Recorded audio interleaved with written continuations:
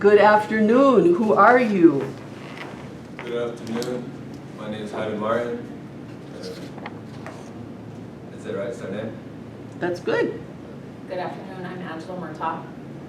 Good afternoon, I'm Jocelyn Fellows. Hello, I'm Jean Davis. Hi, I'm Cambria Hart.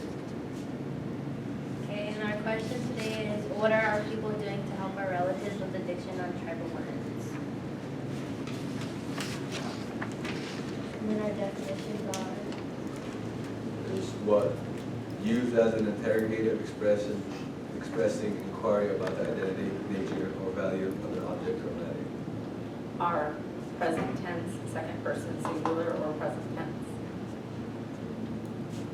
then our, of or related to us or ourselves or ourself, especially as professors or posers, agents or agent, or objectives or object as of an act. People, human beings make up a group or assembly for a common interest. Doing things that are done or that occur. Help to give assistance and or support to someone, to provide someone with something that is useful or necessary in achieving an end. Relatives, a person connected with another by blood or affinity. Tribal lands, areas recognized by the U.S. government as belonging to Native American tribes, encompassing reservations, trust lands, and other designated areas with specific legal statuses. With in opposition to. On, used as a function word to indicate positions in contact with and support by the top surface of. Addiction, a compulsive, chronic, psychological need for a habit-forming substance, behavior, or activity having harmful physical, psychological, and social effects, and typically causing well-defined symptoms. Upon withdrawal or abstinence, the state of being addicted. According to the Native American Healing Experience, authored by Don Koyas and Richard Simmons, there is a stigma that Native Americans and Alaskan Natives are predisposed to addiction. However, there is no scientific evidence to support this notion.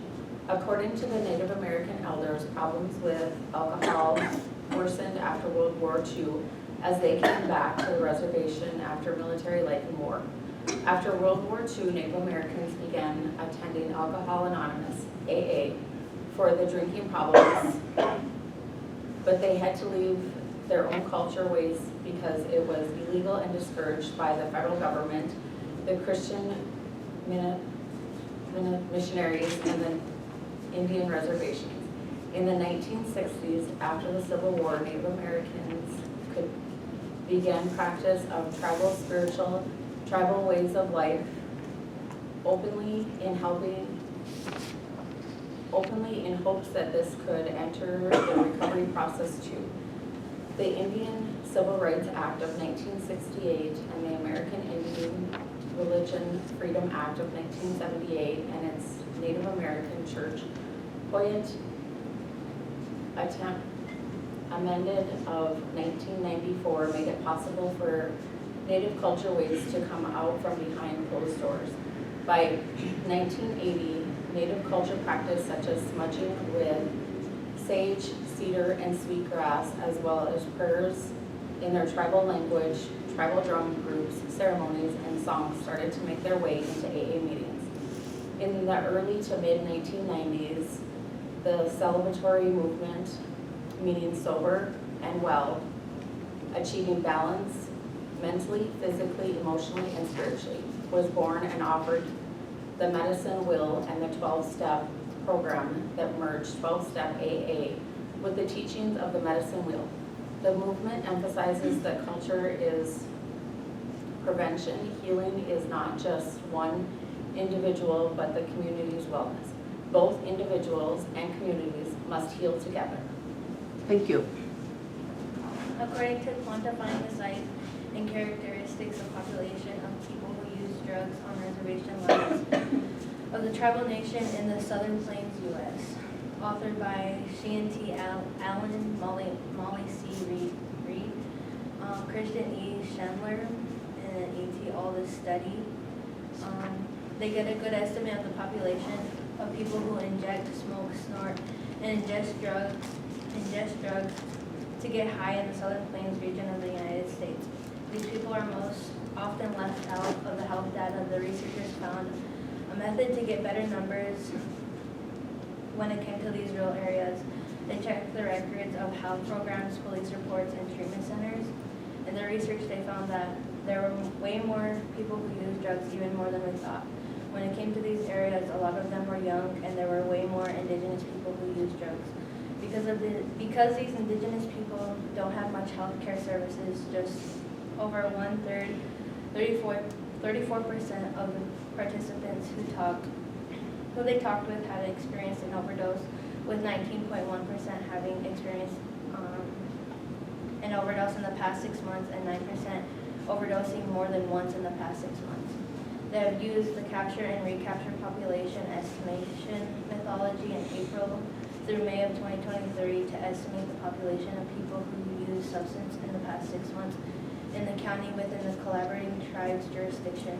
In total, they have 501 surveys completed by people who use substances. In their lifetime, they estimated that there were 419 95% confidence interval, with 277 through 562 adults who had recently used substance in their county where they studied. The research they have done demonstrates that people who use drugs want and need harm reduction services.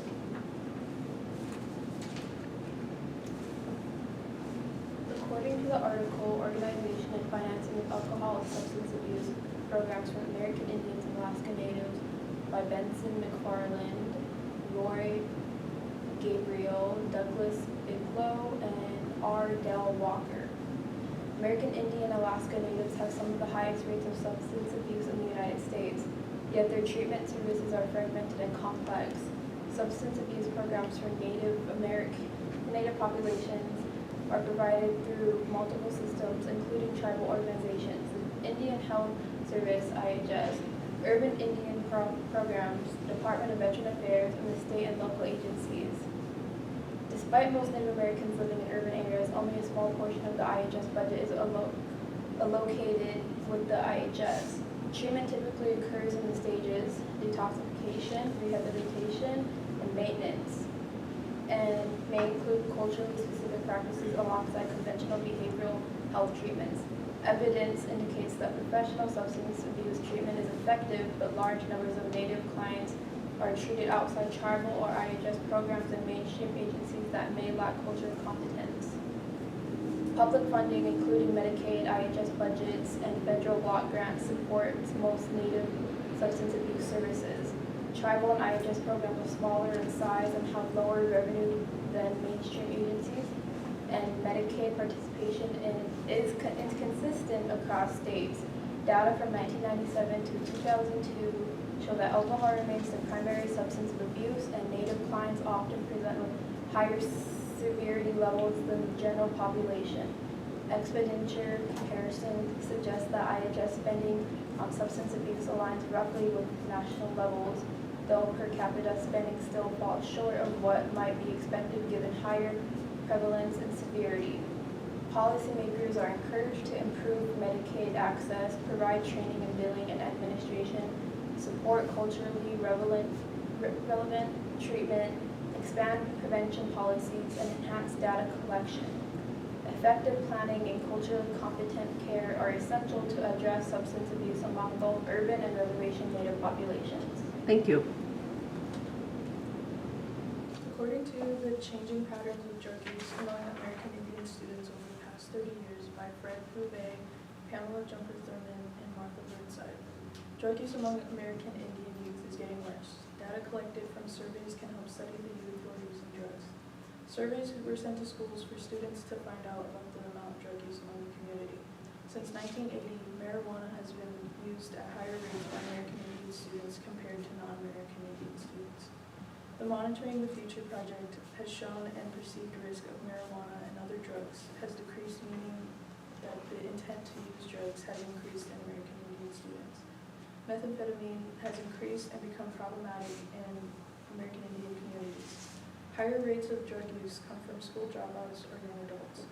Distribution patterns of methamphetamine are not well understood but are likely to come from off the reservation and are subject to very violent availability and marketing patterns. Some information can be inaccurate about the actual use of drugs among students. Other studies have shown that when students know the data is confidential, they tend to answer more accurately. The data from American Indian students living on the reservation is not generalizable to students living off the reservation. Data is done more thoroughly shows that American Indian youth are responding to influences in their environment. Tracking trends in drug use is also important to keep track of how to help know what certain drugs to be concerned of in the community. Good.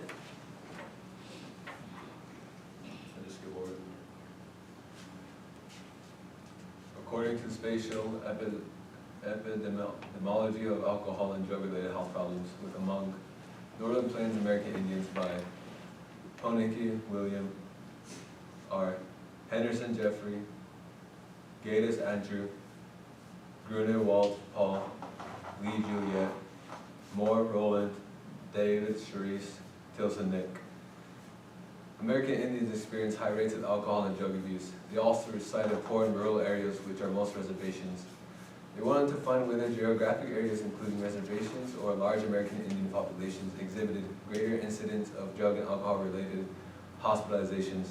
Their methods they used was to obtain inpatient hospitalization records for 2 Northern Plains states, which was South Dakota and Nebraska, from the years 2007 to 2012. In these states, they constructed zip code counts for 10 categories of hospitalizations with diagnosis or injury from drug and alcohol use. They found zip codes with greater American Indian percentages exhibited greater incidence for all 10 substance abuse-related health outcomes. They found zip code areas within American Indian reservations had greater incidence of self-inflicted injury due to drug and alcohol-related abuse.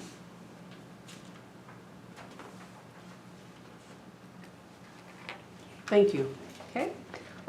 We heard from Angela. She talked about stigma and the idea that natives may be predisposed to addiction. She gave us a good timeline of dates.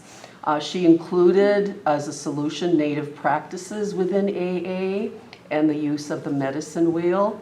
Then we went to Jocelyn, who had a study about Southern Plains. Do you know what year that was? They did it in 2023, April through May, but Oh. it was just published in 2025.